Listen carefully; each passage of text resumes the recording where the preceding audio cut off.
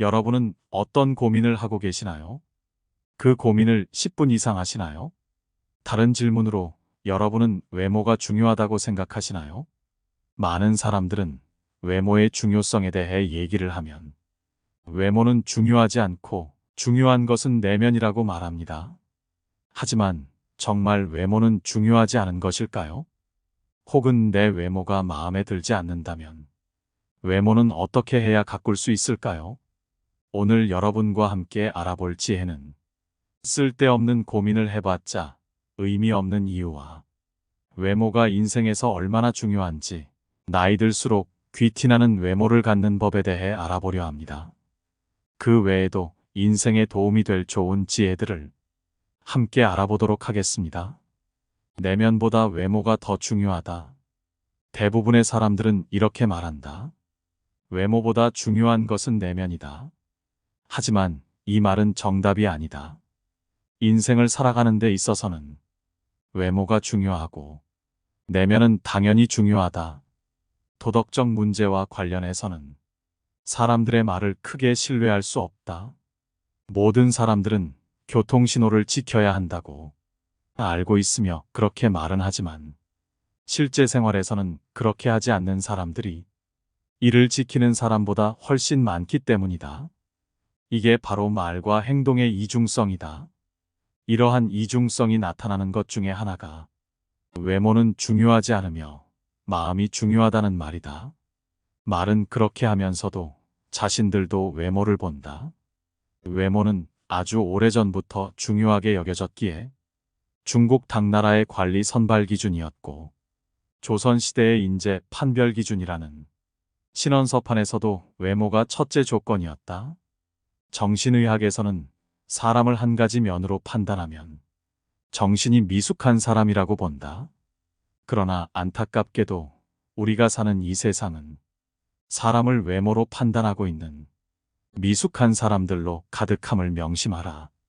바비 인형처럼 속이 텅 비어 있어도 예쁘면 뜨게 되고 가상의 인터넷 캐릭터 아바타를 치장하느라 정신없이 바쁜 것이 이 세상이다.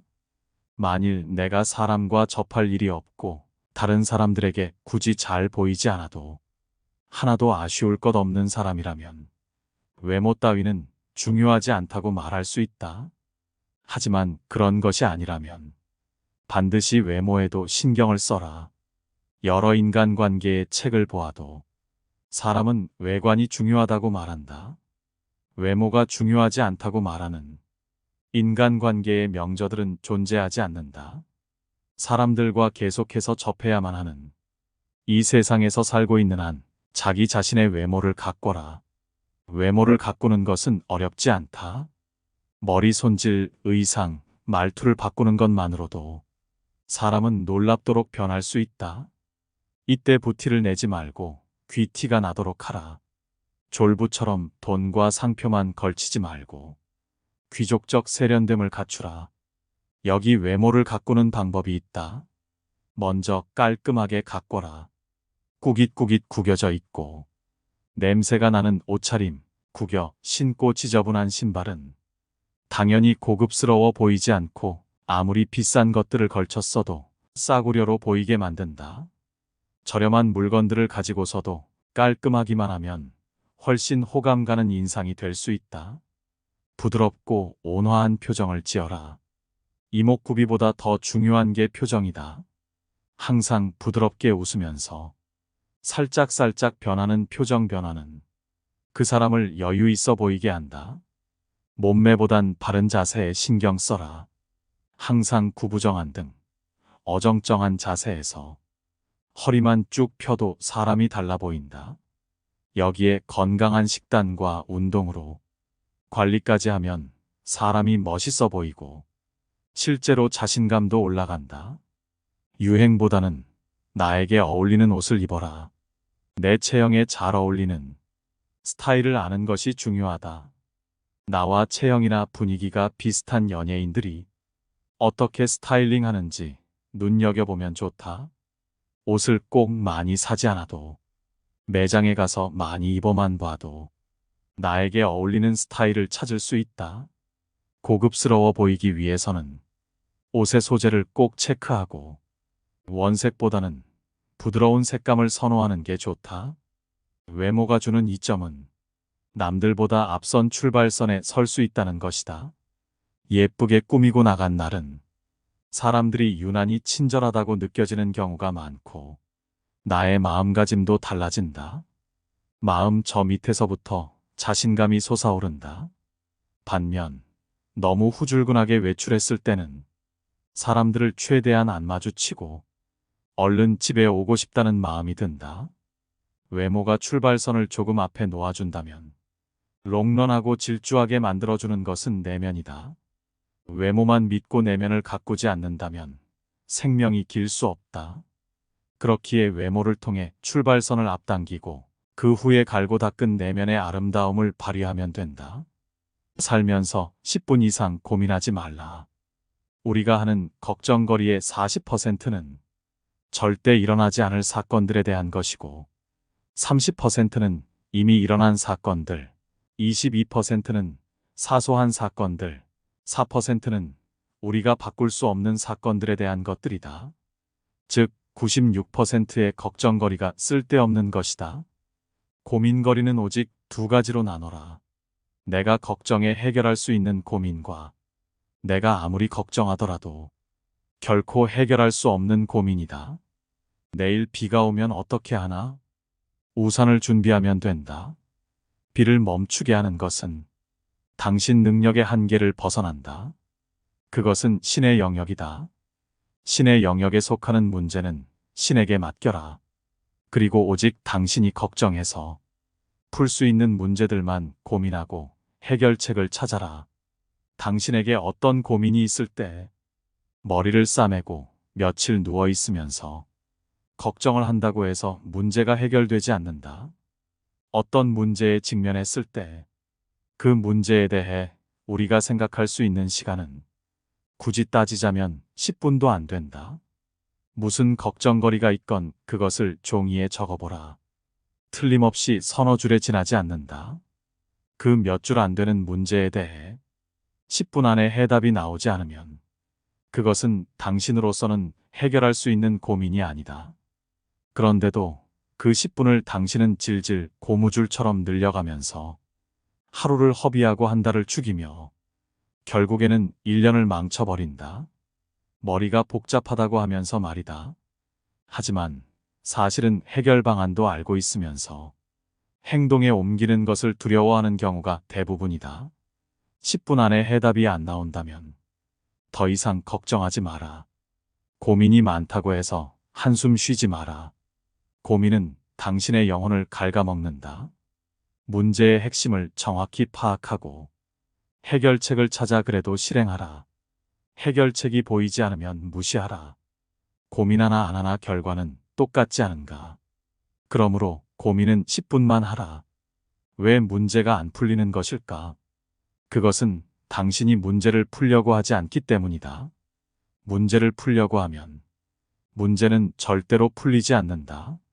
문제를 풀려고 하지 말고 문제를 없애려고 하라. 외로움과 친구하라. 외로움은 그 어떤 목표이든 간에 목표를 달성한 사람이라면 누구나 반드시 수없이 겪었을 통과 의례이다. 혼자서 노력하는 과정 중에 창밖에 비치는 찬란한 햇빛, 하얗게 쌓인 눈, 후두둑 떨어지는 소나기, 그런 것들을 배경으로 하여 때없이 밀려드는 외로움, 보고 싶은 얼굴 등등이 스스로를 외롭게 하고 이어서 내가 도대체 꼭 이렇게까지 하며 살아야 하나? 하는 회의감마저 불러일으킨다는 것을 나는 경험으로 안다. 그래서 나는 장담한다. 만일 당신이 어떤 목표를 향하여 정진하는 과정을 이미 시작하였거나 시작하려고 한다면 이제 곧 문득 외로워질 것임을. 그러므로 이제는 고독과 외로움을 친구로 삼아라. 당신이 외롭게 살고자 할 때 제일 방해가 되는 것은 놀랍게도 친구들이다. 친구들은 당신의 옛 생활을 알기에 새삼스레 너답지 않게 왜 그러냐 하면서 발목을 붙잡고 늘어진다. 부자가 되려면 외로움을 이겨내야 한다. 친구는 당신에게 부자가 될 기회를 주지 못한다. 오히려 웃고 떠들며 이른바 정을 쌓으면서 부자가 될 시간만 빼앗아 간다. 그러므로 몇 년간만이라도 만나지 말고 외롭게 노력하라. 인생은 자전거와 같다. 뒷바퀴를 돌리는 것은 당신의 발이지만 앞바퀴를 돌려 방향을 잡는 것은 당신의 손이며 눈이고 의지이며 정신이다. 당신의 발이 생활이라는 이름으로 당신을 움직여는 주지만 정작 당신의 손은 호주머니 속에 깊이 박혀 있는지도 모른다. 정작 당신의 눈은 당신 앞에 놓인 길을 바라보지 않고 옆에서 빠른 속도로 지나가는 오토바이들과 스포츠카만 부러운 마음으로 바라볼지도 모른다. 때문에 비록 열심히 페달을 밟고는 있지만 당신이 탄 자전거는 제자리를 맴돌 뿐이다. 그저 열심히 페달만 밟지 말고 반드시 방향을 잡아라. 삶의 그대를 속이면 분노하라. 자기 삶의 노예가 되어 자기 생활과 시간을 통제하지 못하는 사람이 어떻게 인생의 주인이 될 수 있단 말인가. 현재의 삶이 절망스럽고 괴롭고 암흑에 쌓여 있는 것 같이 보이는가? 그렇다면 이제 분노하라. 분노를 느끼는 사람만이 닫힌 문을 세게 쾅쾅쾅 두드릴 수 있다. 욕할 때는 화내지 마라. 아무 때나 욕을 해서는 안 되겠지만 욕을 할 수밖에 안 되는 상황이 온다면 이것을 반드시 명심하라. 욕을 할 때도 원칙이 있다. 절대 흥분하지 말아라. 욕은 얼음처럼 차가운 마음으로 머리로 하여야 최대 효과를 거둔다. 그래야 싸늘한 맛도 생긴다. 끝으로 당신부터 제대로 해라. 당신부터 남에게 피해를 주는 일들을 거리낌 없이 한다면 욕은 당신이 먼저 먹어야 하지 않겠는가. 스트레스의 뿌리를 없애라. 왜 스트레스가 생기는가? 어떤 문제가 발생하기 때문이다. 그 문제는 어디서 발생하는 것인가? 일이나 인간관계에서 발생한다. 스트레스는 일이나 인간관계에서 발생한 문제가 풀리지 않아서 생기는 것이다. 왜 문제가 안 풀리는 것인가? 푸는 방법을 모르기 때문이다. 왜 모르는가? 책도 안 읽고 공부도 안 하기 때문이다. 문제가 있으면 문제를 해결하려고 덤벼드는 것이 올바른 태도이다. 문제는 그대로 남겨둔 채 그 문제로 인하여 생긴 스트레스만을 풀어버리려고 한다면 원인은 여전히 남아있는 셈 아닌가. 기억하라. 제초제를 뿌리는 이유는 뿌리를 죽이기 위함이다. 뿌리를 살려두는 한 잡초는 다시 살아난다. 스트레스를 없애는 가장 정확한 방법 역시 스트레스를 주는 문제의 원인을 파악하고 그 원인을 뿌리째 뽑아버리는 것이다. 장담하건대 그 모든 원인은 일이나 인간관계에서 발생한 문제를 어떻게 해결하여야 하는지 모르는 당신의 무지 그 자체이다. 즉, 외부적 상황 때문에 스트레스가 생기는 것이 아니라 그 외부 상황을 어떻게 해야 헤쳐나가는지를 모르고 있는 당신의 두뇌 속 무지 때문에 생긴다는 말이다. 그리고 그 무지함의 뿌리는 바로 게으름이다. 스트레스를 해소한답시고 빈 맥주병을 쌓아가지 말고 문제를 정면으로 돌파하라. 절대 회피하지 말라. 책을 읽고 방법론을 찾아내라. 그게 바로 스트레스를 없애는 제초제이다. 젊을수록 돈을 아껴라. 젊은 시절의 돈에 대하여 어떤 태도를 취할 것인가 하는 문제는 개개인의 선택일 뿐이다. 다만 내가 지적하고 싶은 것은 당신이 특별한 재능도 없는 보통 사람이라면 당신 호주머니에 돈이 쌓이는 법칙은 단 하나라는 사실이다. 먼저 몸값을 올려나가면서 최대한 절약하고 최대한 먼저 모아라. 그러면 먼저 쌓일 것이다. 그 쌓인 돈이 부자가 될 종잣돈이 된다. 젊었을 때는 놀 것 다 찾아다니고 즐길 것 다 찾아다니며 카드를 긋고 쉴 것 다 찾아먹는 사람들이여 당신들과는 전혀 다른 방식으로 삶을 살았던 덕분에 부자가 된 사람들이 당신들과 별 다를 바 없이 젊음을 보냈던 사람들은 절대 아니라는 것을 기억해라. 나의 적은 나 자신뿐이다. 현재의 위치에서 미래를 미리 계산하여 보고 미리 포기하는 그런 사람들이 당신 주변 사람들이며, 그들은 그저 일확천금을 꿈꾸면서 연예인이나 정치인, 스포츠 선수들, 컴퓨터 게임, 채팅, 명품 브랜드, 경마 등에 무지 관심이 많다. 당신이 하는 게임은 바로 그런 사람들과 하는 것이다. 기억하라. 이건 역시 당신에게는 춤을 추고 싶을 정도로 너무나도 기쁘고 다행한 사실이라는 것을. 이것은 마치 전쟁터에서 당신의 적군이 더 이상 싸울 생각을 갖지 않고 총을 내려놓은 것이나 마찬가지이다. 그런 적들과 싸울 때는 총도 필요 없고 그저 활이나 창만 있어도 이길 수 있지 않겠는가. 거창한 그 무엇도, 번쩍번쩍한 학벌도, 대통령 친척과 친하게 지내는 배경도, 많은 자본도 필요 없다는 말이다. 이 사실을 빨리 깨달아라. 높은 성과를 올리는 생산적인 사람, 끊임없이 혁신을 꾀하면서 계속 발전하는 사람, 다른 사람에게 영향을 미치는 비중 있는 사람, 그런 사람이 되는 길은 오직 지속적인 관리와 노력밖에 없다고 말한다. 나도 그의 말에 동의한다. 부자가 되는 데 있어서의 경쟁자는 천재가 아니라 결국은 자신의 의지라고 하는 이 지극히 간단한 사실이다. 만족은 내면에서 찾아라. 우리가 행복을 느끼는 곳은 외부가 아닌 내면에서 찾아야 한다. 당신 자신의 노력을 인정해주고 칭찬해주는 주체는 외부의 직장 상사나 선생님이 아니라 스스로가 되어야만 한다. 만약 스스로가 만족하고 어느 정도까지의 경지에 도달했을 때 스스로 느낄 수 있는 뿌듯함, 그때 생기는 성취감이야말로 인생을 살아가는 최고의 동력이 된다. 노력이란 이런 것이다. 노력이란 당신이 좋아하는 것을 더 많이 하는 것이 아니라 당신이 이런 핑계, 저런 핑계를 대면서 하기 싫어하는 것을 더 많이 하는 것을 의미한다. 그렇다.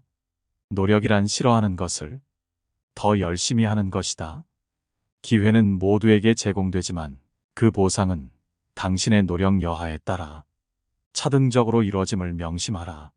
노력한 만큼의 대가는 반드시 주어진다는 것을 믿어라. 문제는 그 시기가 당신이 생각하는 시간보다 더 미래에 있다는 점이다. 일을 좀 더 잘하려면 어떻게 하여야 하는가? 어떤 일을 반복적으로 하고 있다면 반드시 개선점을 찾아내고 행동하기 전에 그 일에 필요한 지식을 반드시 흡수하고 실수하지 말고 효율적으로 일하고 그 일을 이미 해본 경험자들의 의견을 반드시 들어라. 허드레질부터 제대로 해라. 무엇이든 시키는 일이라면 제대로 해라. 자존심은 주변 사람들이 당신을 스스로 낮출 줄 아는 사람으로 인정할 때 저절로 지켜지게 되는 것이다. 일 전체를 구석구석 빈틈없이 알고 스스로를 낮출 수 있는 사람으로 인정받으려면 허드레질부터 제대로 해라. 순간순간 충분히 몰입해라. 행복은 순간순간 충분히 몰입할 때 찾아온다. 가장 행복한 사람은 행복해지고 싶어하는 열망이 크지 않았던 사람이다. 길을 쓰고 행복을 찾아 나서는 사람이 오히려 행복해지기가 힘들다는 뜻이다. 가장 행복한 사람은 행복하기 위해 노력하지 않는다. 진정한 행복은 사람들로 하여금 몰입하게 만들고 도전하게 만들고 빠져들게 만드는 흥미로운 것들과 관련이 있다. 장담하건대 당신이 재미있는 것만 즐기며 시간을 보내다 보면 당신의 삶 자체가 조만간 재미없어질 것이다. 당신이 헛되이 보낸 오늘은 어제 세상을 떠난 사람들이 그렇게나 원했던 내일이었다. 오늘은 당신에게 남아있는 생의 첫날이다. 우리는 왜 절망하는 것일까? 미래의 상황을 현재의 처지에 비추어 미리 계산하기 때문이다. 하지만 지금 상황이 이러저러하므로 5년 후, 10년 후에도 이러저러할 것이기에 희망이 없다고 생각한다면 그건 너무 계산이 빠르다고 생각한다. 점쟁이도 자기 미래는 모르는데 어떻게 감히 신의 영역인 미래를 스스로 투시하고 미리 계산할 수 있다는 말인가. 부자가 되려면 미래 방정식에 지금의 처지를 대입하면 절대, 절대, 절대, 절대 안 된다. 결코 그런 짓을 하지 말라. 절대로 내가 이걸 배워서 어디다 써먹겠어? 내가 이렇게 한다고 해서 무슨 소용이 있겠어? 하는 따위의 생각은 추호도 갖지 말라. 그건 역시 미래 방정식에 현재의 시간을 대입시키는 어리석은 짓이며 패자들이 즐겨 사용하였던 핑계에 지나지 않는다. 이런 말을 들은 적이 있다. 3번은 질리고 5번은 하기 싫고 7번은 짜증이 나는데 9번째는 제가 잡힌다. 제가 잡힌다는 말은 일에 리듬이 생겨 묘미가 생긴다는 말이다. 즉, 피곤을 가져오는 노동이 아니고 재미를 느끼게 되는 단계인 일이 되게 된다는 말이다. 필명 세이노님의 저서 세이노의 가르침의 지혜였습니다. 이 지혜들이 어떠셨나요? 내용을 표현하는 방식은 거칠어 보이지만 이 내용들은 정말 삶에 도움이 되는 그런 지혜가 아닐까 싶습니다. 오늘 함께 알아본 지혜들이 우리 모두에게 도움이 되는 지혜였기를 바랍니다. 날이 점점 추워지고 있습니다. 감기 조심하시기 바라며 행복한 올해의 마무리가 되시기를 소망합니다. 영상 시청해 주셔서 감사합니다. 깨달음의 광장입니다.